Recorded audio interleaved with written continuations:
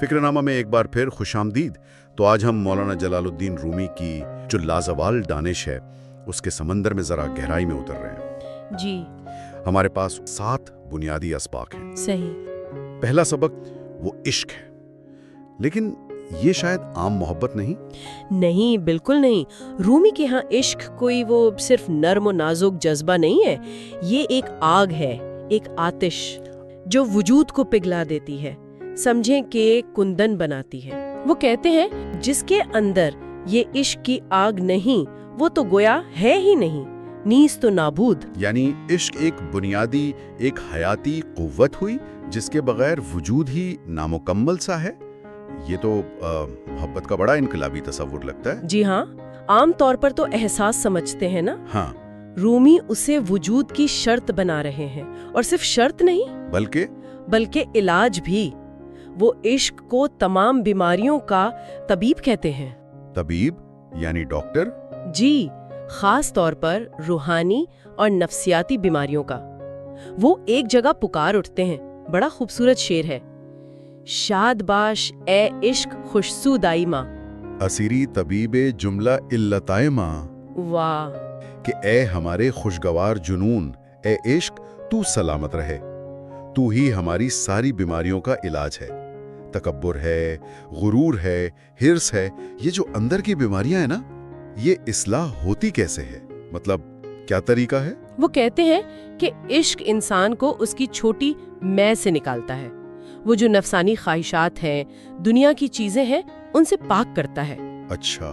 एक और शेर है, हर के रा जामा जे इश्क चाक शुद, उजे हिर्स फकैब कुली पाक शुद। यानी जिसका गिरेबान इश्क ने फाड़ दिया। हाँ, वो हिर्स से, हर किस्म के ऐब से बिल्कुल पाक साफ हो गया।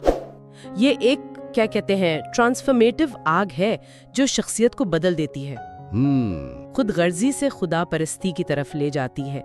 ये इश्क रूमी के नजदीक बहुत बड़ी नेमत है, एक तोहफा है। इश्क की इस ऊंची उड़ान के बाद दूसरा सबक हमें जरा जमीन पर वापस लाता है, लगता है नफ्स पर काबू पाना। जी हाँ, ये तो तकरीबन हर रूहानी रवायत में मिलता है। रूमी इस चैलेंज को कैसे देखते हैं? रूमी इसे हकीकी आज़ादी की कुंजी समझते हैं। उनके ख्याल में असल गुलामी बाहर की नहीं, अंदर की है। जी, अंदर की है। नफसानी ख्वाहिशात की गुलामी, लालच, और ख़ास तौर पर ये जो मालो दौलत की मोहब्बत है, पैसे की मोहब्बत। हाँ, वो तो सीधा कहते हैं, बिगसल एम बंदो बरे ए पसर, ए बेटे ये जंजीरें काट दे, आजाद हो जा। चंद बाशी बंदे सीम ओ बंदे जर। बिल्कुल, कब तक सोने चांदी का कैदी बना रहेगा? ये आज़ादी अंदर से आएगी जब इंसान अपनी ख्वाहिशों का गुलाम बनने से इनकार कर दे। और फिर वो पहलवानी का असल मेयार बताते हैं। अच्छा, वो क्या है? असल बहादुर वो नहीं जो दूसरों को गिरा दे, बल्कि शेर आनस्त आंके खुद रा बेशकनत। यानी हकीकी शेर वो है जो खुद को तोड़े, अपने नफ्स को। बिल्कुल, सबसे बड़ा जिहाद बिन नफ्स यही है। नफ्स के खिलाफ ये जो अंदरूनी जंग है। इसके बाद तीसरा सबक सब्र और तवक्कुल का है। ये दोनों अक्सर साथ साथ ही आते हैं। जी हाँ, इनका गहरा ताल्लुक है। रूमी इनमें क्या रब्त देखते हैं? रूमी सब्र को कामयाबी और खुशी की चाबी कहते हैं। वो हदीसे नबवी का हवाला भी देते हैं, गुफ्त पैगंबर के सब्र मिफ्ताहुल फरज। सब्र कुशादगी की कुंजी है। जी, मुश्किलात, आजमाइशें ये तो जिंदगी में आनी ही हैं। सब्र वो रवैया है जो इनसे गुजरने में मदद देता है। रूमी के नजदीक जल्दबाजी, बेसब्री ये तो बच्चों का काम है। अच्छा, सब्र तो अक्लमंदों, समझदार लोगों की निशानी है। सब्र बाशत मुश्तयाज़ेर कान, हस्त हलवा आरज़ुए कुदकान। सब्र करना अक्लमंदों की ख्वाहिश है, हलवा तो बच्चों की आरज़ू होती है। लेकिन सब्र का मतलब ये तो नहीं कि बस हाथ पे हाथ रख के बैठ जाएं। फिर तवक्कुल का क्या मतलब हुआ? क्या तवक्कुल अमल के खिलाफ है? नहीं नहीं, हरगिज नहीं। रूमी का तवक्कुल का तसव्वुर बहुत मुतवाज़न है। इसका मतलब ये नहीं कि आप कोशिश छोड़ दें, असबाब छोड़ दें। तो फिर क्या है? मतलब ये है कि अपनी पूरी कोशिश करें, पूरी तदबीर करें, लेकिन नतीजा अल्लाह पर छोड़ दें, और जो भी नतीजा आए उस पर राजी रहें। वो कहते हैं, जुस तवक्कुल चब्बुवत व तस्लीम तमाम। दर गमो शादी हमा मकरास तो दाम। जी, यानी गम हो या खुशी, तवक्कुल और मुकम्मल सरे तस्लीम खम करने के सिवा बाकी सब धोखा है, जाल है। कोशिश करना बंदे का काम है, पर यह समझना भी जरूरी है कि आखिरी फैसला अल्लाह का है। जब क़ज़ा यानी अल्लाह का फैसला आ जाता है तो कभी कभी तदबीर बिल्कुल बेकार हो जाती है। चौकज़ाए हक भी आयत दर मजीद, चश्मे वाशुत तपशमानी रसीद। यानी जब अल्लाह का हतमी फैसला आता है तो आंखें खुलती हैं, मगर तब तक देर हो चुकी होती है अगर सिर्फ तदबीर पर भरोसा किया हो। जी, अगर सिर्फ अपनी तदबीर को ही सब कुछ समझा हो। ये बड़ा नाजुक तवाज़ुन है, कोशिश भी और सुपुर्दगी भी। सही।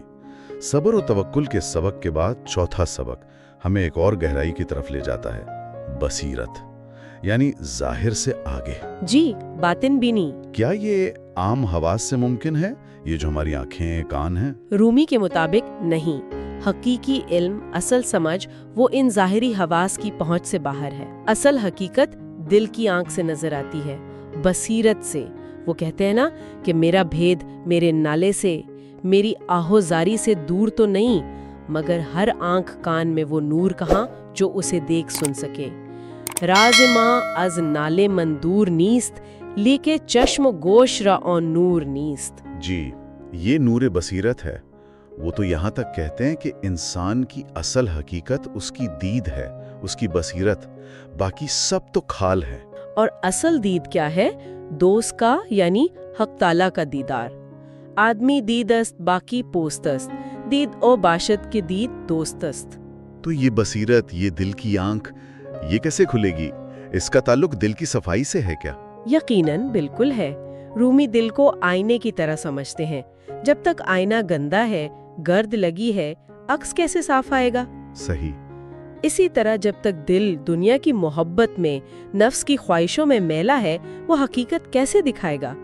आईना दिल चौशवद साफी ओ पाक, नक्शा बेनी बरून अज आबो खाक। यानी जब दिल का आईना साफ पाक हो जाए तो पानी और मिट्टी से बाहर के नक्श नजर आने लगते हैं, यानी मादी दुनिया से आगे। जी हाँ, ये वो मकाम है जहाँ हक का नूर हवास के नूर पर गालिब आ जाता है। नूर हक बर नूर हस राकिब शवद, औंघी जान सुई हक रागिब शवद। तब रूह हक की तरफ माइल होती है। बिल्कुल। इसका मतलब तो ये हुआ कि सिर्फ अक्ली इल्म, फलसफा वगैरह ये काफी नहीं, बल्कि शायद रुकावट भी बन सकता है। रोमी इस खतरे से आगाह करते हैं। वो एक फलसफी की मिसाल भी देते हैं जो अक्ली दलीलों से शैतान के वजूद का इनकार करता है। अच्छा। मगर असल में वो खुद शैतान के यानी अपने नफ्स और तकब्बुर के कब्जे में होता है। ये बताने के लिए कि ज़ाहिरी इल्म अगर दिल की रोशनी ना हो साथ तो पर्दा बन सकता है, हिजाब बन सकता है। जी, असल रोशनी दिल की रोशनी है। नूर नूर चश्म खुद नूर दिल अस्त। नूरे चश्मज नूरे दिलहा हौसिलस्त। आंख की रोशनी भी दिल की रोशनी से है। जी हाँ। ज़ाहिरी हवास से दिल की बसीरत तक का ये सफर हमें 5वें सबक तक ले आया है, वहदत, यानी कसरत में एक को पहचानना। जी, तौहीद। ये कायनात जो इतनी अलग अलग बिखरी हुई लगती है, उसमें एक ही हकीकत कैसे नजर आए? रूमी का मरकजी नुक्ता यही है कि ये सारी कसरत, ये जो इतना तनव्वु है, ये सब अपने असल की तरफ यानी अल्लाह की वहदत की तरफ मुसलसल जा रहा है। आँखें अज दरियास्तो दरिया रुएद। जो दरिया से है वो दरिया को जाएगा। जी, हर शय अपने खालिक की तरफ लौट रही है। लेकिन अगर हर चीज में वही एक है तो वो हमें सीधा सीधा नजर क्यों नहीं आता? वो छुपा हुआ क्यों है? रूमी उसकी बड़ी दिलचस्प वजह बताते हैं।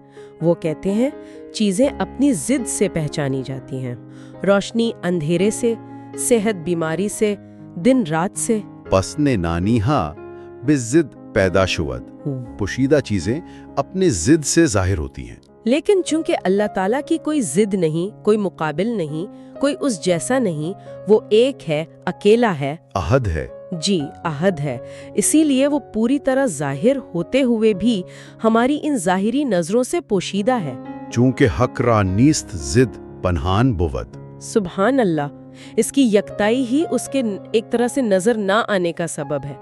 वो कहते हैं कि हस्ती को नेस्ती के आईने में देख सकते हैं। जैसे मालदार लोग फकीरों पर खैरात करते हैं ना, ہستی اندر نیستی بتوان نمود مالداران بر فقیر اور انجود. اچھا. تو یہاں فقیری یعنی نیستی، وہ مالداری یعنی ہستی کو ظاہر کر رہی ہے.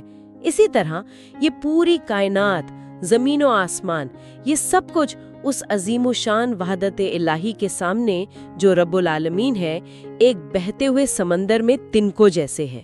تنکوں جیسے؟ جی. جملہ اطباق زمین و آسماں ہم چو خاشق کی درون بحر رواں، ہر چیز اسی ایک حقیقت کی طرف اشارہ کر رہی ہے، بس دیکھنے والی آنکھ چاہیے. وحدت کے اس وسیع تصور کے بعد چھٹا سبق ایک بہت ہی ذاتی اور اندرونی مرحلے کا ہے، خود ہی سے فنا، اپنی میں کو مٹانا. جی. فنائے نفس. یہ اتنا ضروری کیوں ہے؟ یہ تو بڑا مشکل، شاید کچھ لوگوں کو خوفناک بھی لگے. رومی کے نزدیک یہ روحانی سفر کی سمجھے معراج ہے. وہ کہتے ہیں جب تک انسان اپنی ذات میں، اپنی انا میں، اپنی میں پھنسا ہے، وہ حق تک نہیں پہنچ سکتا. اچھا. حق تک جانے کے لیے اپنی اس چھوٹی سی ذات کی نفی کرنی پڑتی ہے.